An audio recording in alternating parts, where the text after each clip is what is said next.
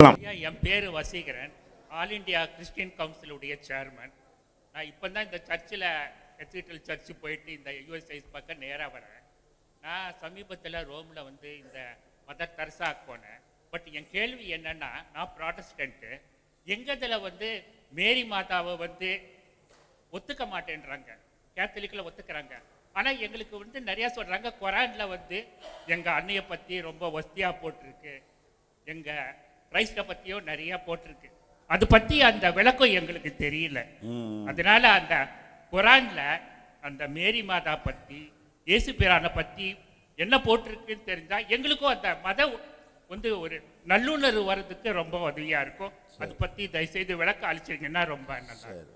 அதாவது இந்த கேள்வி கேட்ட சகோதரர் கிறிஸ்துவ மார்க்கத்தில் உள்ள இயேசுநாதரை பற்றியும் அவங்களுடைய தாயார் மேரியை பற்றியும் குர்ஆனில் இஸ்லாத்தில் என்ன சொல்லப்பட்டிருக்கிறது அதை பற்றி விளக்குங்கள் என்று கேட்கிறார்.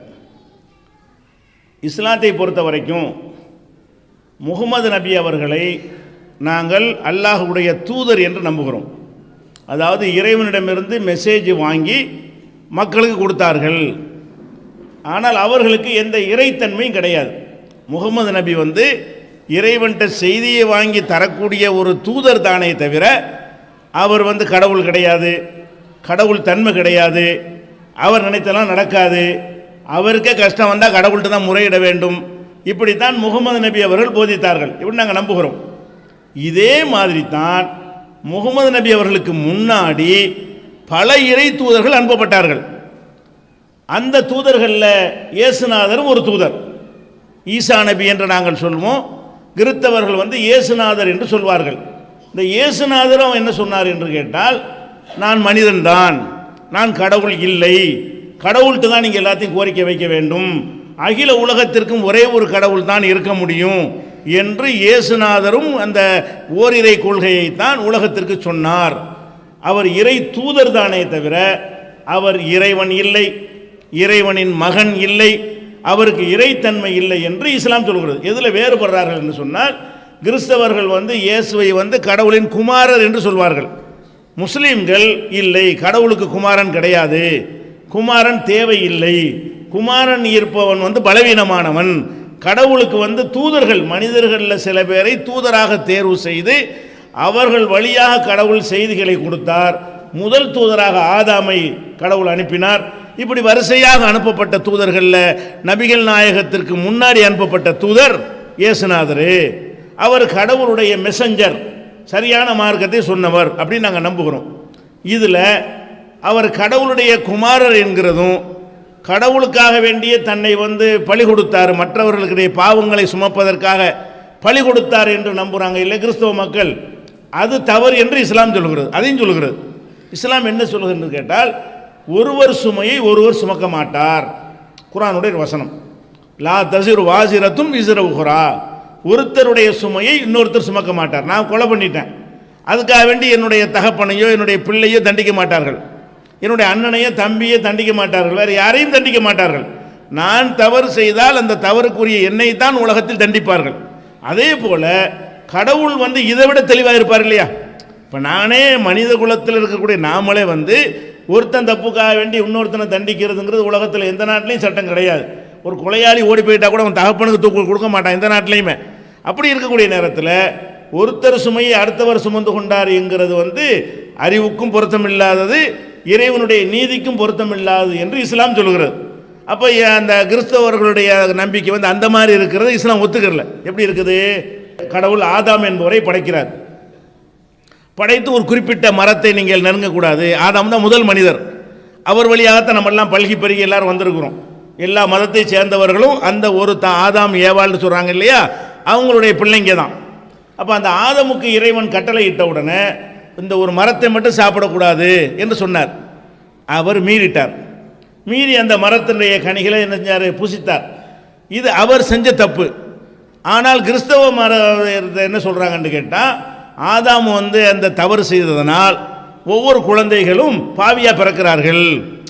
ஆதாம் அன்னைக்கு தப்பு செஞ்சார் இல்லையா, அதனால நான் பிறக்கும் போதே பாவியாகத்தான் பிறக்குகிறேன் அப்படின்ட்டு கிறிஸ்தவ நம்பிக்கையில் சொல்கிறாங்க. ஆனால் இஸ்லாம் என்ன சொல்லுதுன்னு கேட்டால், அவர் செஞ்ச தப்பு அவரோட முடிஞ்சு போச்சு. அவர் ஒரு பாவம் செய்வதற்காக நீ ஏன் பாவியா பிறக்கிற? ஒவ்வொரு குழந்தைகளும் தூய்மையானவர்களாக பிறக்கிறார்கள் என்று நபிகள் நாயகம் சொல்கிறாங்க. ஒவ்வொரு குழந்தைகளும் தூய்மையான முறையில் பிறக்கிறார்கள், பாவிகளாக பிறக்கவில்லை அப்படின்ட்டு இஸ்லாம் சொல்லுது. அப்போ கிறிஸ்தவர்கள் எதில் வேறுபடுறாங்கன்னு கேட்டால் பாவியாக பிறக்கிறாங்கங்கிறாங்க. சரி, பாவியாக பிறந்தாச்சு, அதுக்கு என்ன செய்யணும்? அந்த பாவத்திற்கு ஒரு பரிகாரம் செய்யணும். ஆதாம் செய்த பாவத்திற்கு நம்மளாம் என்ன செய்யணும்? பிறவி பாவம்ன்றது வச்சுருக்கிறாங்க பேர். அதுக்கு நாமெல்லாம் ஒரு பரிகாரம் செய்யணும். என்ன பரிகாரம்? பெரிய பரிகாரம் செய்யணும். எல்லாருக்கும் அந்த பரிகாரம் செய்ய முடியாத காரணத்தினால இயேசுநாதர் என்ன செய்கிறார்னு கேட்டால் எல்லாருடைய பாவத்தையும் அவர் சுமந்து கொண்டு தன்னை கடவுளுக்காக பலி கொடுத்து விட்டார். இதை யார் ஏற்றுக்கொள்கிறார்கள் அவர்கள் தான் மோட்சம் அடைவார்கள். ரெண்டு இடத்துல இதை கொண்டு வர்றாங்க. இதை ஒருவர் பாவத்தை ஒருவர் சுமப்பார். அப்போ ஆதம் செஞ்ச பாவத்தை எல்லாரும் சுமக்கிறாங்கன்னு ஒரு கான்செப்ட், எல்லாருடைய பாவத்தையும் இயேசு சுமந்து கொண்டார் என்கிறது ஒரு கான்செப்ட். ரெண்டுமே தவறானது, இதை ஒத்துக்கிற முடியாது என்று இஸ்லாம் அன்றைக்கு இருந்த கிறிஸ்தவ மக்களோடவே விவாதம் பண்ணுகிறது. இது தப்பு, அந்த இயேசு அப்படி அடுத்தவருடைய பாவத்தை சுமந்து கொள்வதற்காக பலியாகவில்லை என்று சொல்கிறது. அதுபோக இஸ்லாம் சொல்லக்கூடிய இந்த கருத்து தான் இயேசுடைய போதனைகளிலும் இருக்கிறது. இப்போ இருக்கிற பைபிள் படி எடுத்துக்கொண்டாலும் கூட எல்லாருடைய பாவத்தையும் சுமப்பதற்காக இயேசு பலியானார் என்று பைபிளே சொல்லவில்லை. அவர் ஒரு சீர்திருத்த பிரச்சாரம் செய்கிறார், அன்றைய யூதர்களை எதிர்த்து பிரச்சாரம் செய்கிறார், யூத மத குருமார்கள் செய்கிற அநியாயத்தை எல்லாம் தட்டி கேட்கிறார், உண்டிகளை நெருக்கிறது, ஆடைகளை பெருசாக்கி கொண்டு மக்களை சுரண்டுறது, இதுகளெல்லாம் கண்டிக்கிறார், தேவாலயங்களில் போய் கண்டிக்கிறாரு. இதனால் அவரை கொல்வதற்கு திட்டம் போடுறாங்க. கொல்வதற்கு திட்டம் போடும் பொழுது அவர் தப்பிச்சு ஓடுகிறார். ஓடி ஒரு மலையில் ஏறி ஒளிந்து பதுங்கி கொள்கிறார். அப்போ ஒருத்தர் காட்டி கொடுக்குறார், எது தேடுற ஆட்சியாளர்களுக்கு இவர் தான் இயேசு, நான் ஒரு ஆளை கட்டி பிடிப்பேன், அவரை கண்டுபிடிச்சிக்கிறங்க, அவர் தான் இயேசுன்னு சொல்லி அவருடைய சீடர்களில் ஒருத்தர் காட்டி கொடுத்தாரு. அதன்படி அவரை பிடித்தார்கள்னு வருது. அப்போ தானாக இயேசு பலியாகலன்னு தானே இது காட்டுது, ஓடத்தானே செஞ்சுருக்கிறாரு. பைபிளில் உள்ள சம்பவ பிரகாரமே எல்லாருடைய பாவத்தையும் சுமப்பதற்காக இதோ நான் பலியாக போகிறேன், என்னை பிடித்து கொண்டு போங்கள் அப்படின்ட்டு இயேசு சொன்னதாக பைபிளில் இல்லை. எப்படி இருக்கிறது? என்னை பிடிக்க வருகிறார்கள், நான் ஓட போகிறேன்னு ஓடுகிறாரு. அப்போ இரவு பொருள்ந்து விடிய உட்கார்ந்து இறைவன்கிட்ட பிரார்த்தனை செய்கிறாரு, அழுது என்ன செய்கிறாரு? அன்று இரவு முழுவதும் என்னை கடவுளை காப்பாற்றுன்னு கேட்குறாரு. கடைசியாக அவரை சிலுவையில் அறையக்கூடிய நேரத்தில் கூட ஏலி ஏலி இல்லாமா சபக்தானி, என் தேவனே ஏன் என்னை கைவிட்டாயின்னு கேட்குறாரு. அப்போ தானாக போய் அடுத்தவருடைய பாவத்தை சுமப்பதற்கு பலியானார் என்று சொல்வது பைபிளுக்கு எதிரானது. பிற்காலத்தில் இயேசுடைய எதிரியாக சவுல் என்று ஒருத்தர் இருந்தார். அவர் பின்னாடி பவுல் ஒன்று மாற்றிக்கொண்டு அவர் உண்டாக்கின கொள்கை தான் இது. எதே ஒருத்தர் பாவத்தை ஒருத்தர் சுமப்பார் என்பதும் இயேசு கடவுளுடைய மகன் என்பதும் இதுகளெல்லாம் இயேசு உண்டாக்குனது கிடையாது. இயேசுவுக்கு பின்னாடி இயேசுடைய எதிரியாக இருந்து பிறகு இயேசுவுக்கு பிறகு அவர் இயேசுடைய சீடர் மாதிரி ஆகிக்கொண்ட சவுல் என்று சொல்லப்படுகிற பவுல், அந்த பவுல் என்பவர் தான் இது என்ன செய்கிறாரு? சுவிசேஷம் உண்டாக்கி அவர் நான் தான் இந்த கொள்கையை உண்டாக்குனேன் என்று கூட இதில் சொல்கிறார். அப்போ பின்னாடி உண்டாக்கின கொள்கை தானே தவிர இயேசுடைய கொள்கை என்னன்னு கேட்டால் இஸ்லாம் என்ன சொல்கிறதோ அதுதான் இயேசு சொன்னார். இயேசு என்ன சொன்னார் அதுதான் முகமது நபி சொன்னார். இயேசுடைய கொள்கையும் முகமது நபி கொள்கை ஒரே கொள்கை தான். அது என்ன கொள்கை? அகிலத்திற்கெல்லாம் கடவுள் ஒரே ஒருவர் தான். ஒரு அம்மா வருவாங்க, பைபிளில் உள்ளதை நான் சொல்கிறதெல்லாம்.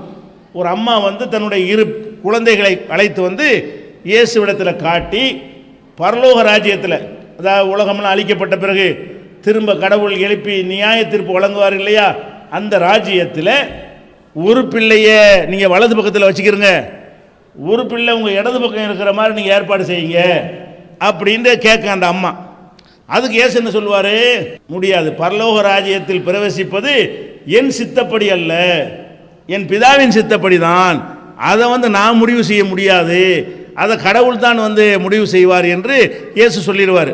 அப்போ அவருடைய போதனைலாம் நீங்கள் எடுத்து பார்த்தீங்கன்னா எல்லாமே ஓரிரை கொள்கை அடிப்படையாக கொண்டும் நான் ஒரு மனிதன் தான், என்னை கடவுள் ஆக்கிறாதீங்க என்று தான் அவர் போதித்ததாக நம்ம முழு பைபிளை பார்த்தாலும் தெரிகிறது. இஸ்லாமும் அந்த அடிப்படையில் தான் போதனையும் செய்கிறது. அவர் பல கட்டங்களில் தன்னை நல்லவன் சொல்லுவாங்க, ஏன் என்னை நல்லவன் என்று சொல்வானேன், தேவனை தவிர யாரும் நல்லவன் இல்லையே அப்படின்லாம் அவர் சொல்லியிருக்கிறார் பைபிளில் இருக்கிறது. அவர் நல்லவன் ஒருத்தர் சொன்னதை கூட என்ன செய்யலை, எப்படி நல்லவன் சொல்லுவார்? தப்பு செய்யாதவன் யார் இருக்கா மனுஷனில்? தேவன் ஒருத்தன் தான் தவறு செய்யாதவன் என்று இயேசு கண்டித்ததாக பைபிளில் தான் இருக்கிறது. அப்போ அவர் வாழ்ந்த காலத்தில் வந்து தனக்கு கடவுள் தன்மை உள்ளதாகவோ நான் ஒரு கடவுள் என்றோ நினைத்ததெல்லாம் செய்வேன் என்றோ சொல்லவே கிடையாது. என்னையும் உங்களையும் படைத்த இறைவனை வணங்குங்க, முழு இருதயத்தோடும் முழு ஆத்மாவோடும் அந்த ஒரு இறைவனை வணங்குவாயாக என்று சொல்லி இயேசுநாதர் சொன்னார்கள். அந்த போதனை இஸ்லாம் அப்படி ஏற்றுக்கிறது. இடையில் நீங்கள் செஞ்ச மாற்றத்தை விட்டுருங்க, இயேசு சொன்னதை மட்டும் ஏற்றுக்கிறங்க, இயேசு கரெக்டாக சொல்லியிருக்கிறாரு அப்படிங்கிறத இஸ்லாம் ஒத்துக்கிறது. இயேசுவுடைய காலத்திற்கு பின்னால் சில விஷயங்களை இன்னும் உதாரணம் புரிந்து கொள்வதாக இருந்தால் இயேசு சொல்கிறார், நீங்கள் ஒருவரையும் பிதா என்று அழைக்காதீர்கள் அப்படிங்கிறார். இன்றைக்கு வந்து அந்த ஃபாதர்னு தான் பிதான்னு அழைக்கிறாங்க. மத குருமார்கள் என்ன செய்கிறாங்க, அவர் எதை செய்ய வேண்டாம் என்று சொன்னதாக பைபிளில் இருக்கிறதோ யாரையும் நீங்கள் பிதா என்று அழைக்காதீர்கள் என்று சொல்லியிருக்கும் பொழுது அவரை பிதான்னு அழைக்கிறார்கள். அதே மாதிரி ஆடைகளை பெருசாக தொங்க விட்டுக் கொள்ளாதீர்கள், உங்களுடைய தேவைக்கு மேல் அதிகமாக சேர்த்து கொள்ளாதீர்கள், ஒரு கைத்தடி ஒரு செருப்பு அதை தவிர வேறு எதுவும் நீங்கள் கொண்டு செல்லாதீர்கள், பணத்தை தேடி அலையாதீர்கள், பெரிய பெரிய ஆலயங்களை கட்டுவதற்கு முயற்சிக்காதீர்கள் என்றெல்லாம் அவர் நிறைய அறிவுரைகள் சொன்னார். அதில் எதுவுமே பின்னாடி வந்தவங்க மீறிட்டாங்க. இஸ்லாம் என்ன சொல்லுதுன்னு கேட்டால், இயேசுவை வந்து ஒரு சிறந்த இறை முகமது நபியை நாங்கள் எப்படி மதிக்கிறோமோ அதே மாதிரி இயேசுவை நாங்கள் மதிப்போம் இறை தூதராக. இதுக்கு தான் முகமது நபி அவர்கள் சொன்னார்கள், ஒரு பொன்மொழி மக்களையெல்லாம் கூட்டி வைத்து சொன்னார்கள், லா துத்துரூனி கமா அத்தரத்தின் நசாரா ஐசபுன மரியம், மேரியுடைய மகன் இயேசுவை கிறிஸ்தவ மக்கள் எப்படி வரம்பு மீறி புகழ்ந்து விட்டார்களோ அது மாதிரி என்னை புகழாதீர்கள். முகமது நபி மக்கள்கிட்ட சொல்கிறாங்க, இயேசுவை வந்து கடவுள் குமாரன்றாங்க, அவரே கடவுள் என்றும் சொல்லிவிட்டார்கள், அந்த மாதிரி என்னை நீங்கள் புகழக்கூடாது. என்னை புகழ்வதாக இருந்தால் அல்லாஹ்வுடைய அடிமை என்று புகழுங்கள், அல்லாஹ்வுடைய தூதர் என்று புகழுங்கள். இந்த ரெண்டை தவிர வேறு எந்த விதமான புகழ் மாலைகளும் எனக்கு நீங்கள் சூட்டக்கூடாது. கிறிஸ்தவ மக்கள் வந்து இயேசு விஷயத்தில் வரம்பு மீறிட்டாங்க, அப்படி என் விஷயத்தில் வரம்பு மீறாதீர்கள் என்றெல்லாம் நபிகள் நாயகம் அவர்கள் சொன்னார்கள். அந்த வகையில் இயேசுநாதரை நாங்கள் மதிக்கிறோம், அவருடைய தாயார் தூய்மையானவர் என்று மதிக்கிறோம். இன்னும் சொல்ல போனால் குர்ஆனில் வந்து பெயர் சொல்லி பாராட்டப்பட்ட ஒரே பெண்மணி மேரி மட்டும்தான். குர்ஆனை எடுத்து பார்த்தீங்கன்னா நபிகள் நாயகத்தினுடைய அம்மா பேரோ அவங்க அதெல்லாம் கூட இல்லை, வேறு அவங்க மனைவிமார்கள் பேரெல்லாம் கூட இல்லை. எத்தனையோ நன்மக்கள் வாழ்ந்தாங்க அந்த காலத்தில், அவங்க பேரெல்லாம் கூட இல்லை. குர்ஆனில் ஒரு பெண்ணுடைய பேர் இடம்பெற்றிருக்கிறது என்று சொன்னால் இந்த மரியம்னு நாங்கள் சொல்லுவோங்க, மேரின்னு சொல்லுவாங்க. மரியம் என்கிற பேரில் குர்ஆனில் ஒரு அத்தியாயமே இருக்கிறது. குர்ஆனுடைய ஒரு சாப்டருக்கு பேரே மரியம். அப்போ மரியம் என்கிறது அவங்க அம்மாவை அவ்வளோ அழகாக இஸ்லாம் புகழ்ந்து சொல்கிறது, நல்ல மனுஷி என்று சொல்லுகிறது, அவங்க இறைவனுக்கு பயந்த நல்லடியாராக இருந்தார் என்று சொல்லுகிறது. அதெல்லாம் நாங்கள் ஏற்றுக்கொள்வோம். எங்கே வேறுபடுவோம் என்று சொன்னால், அதையும் கடவுளாக பார்க்குறீங்க. கடவுள் தன்மை எதுக்கு மனிதரை கொடுக்குறீங்க? இயேசு வந்து கடவுளை தானே வணங்கினார், கடவுள்கிட்ட தானே கேட்டார். சிலுவையில் அறையிற நேரத்தில் கூட ஏழி ஏழி லாமான்னு தானே பிரார்த்தனை பண்ணினார். அவர் எந்த தேவனை அழைத்தார் அந்த தேவனை எல்லாரும் அழையுங்கள். இதில் தான் கிறிஸ்தவமும் இஸ்லாம் என்ன செய்கிறது, வேறுபடுகிறது. இயேசு இறை மகனா என்கிற ஒரு தலைப்பில் விரிவாக ஆதாரம் நான் சொன்னதெல்லாம் ஒரு வசன நம்பர் இல்லாமல் சொல்லியிருக்கிறேன். இதெல்லாம் நீங்கள் பைபிள் வசன நம்பர்லேருந்து அறிந்து கொள்வதற்காக வேண்டி இயேசு இறை மகனான்னு ஒரு நூல் போட்டிருக்கிறோம். அந்த நூல் சகோதரருக்கு தருவாங்க.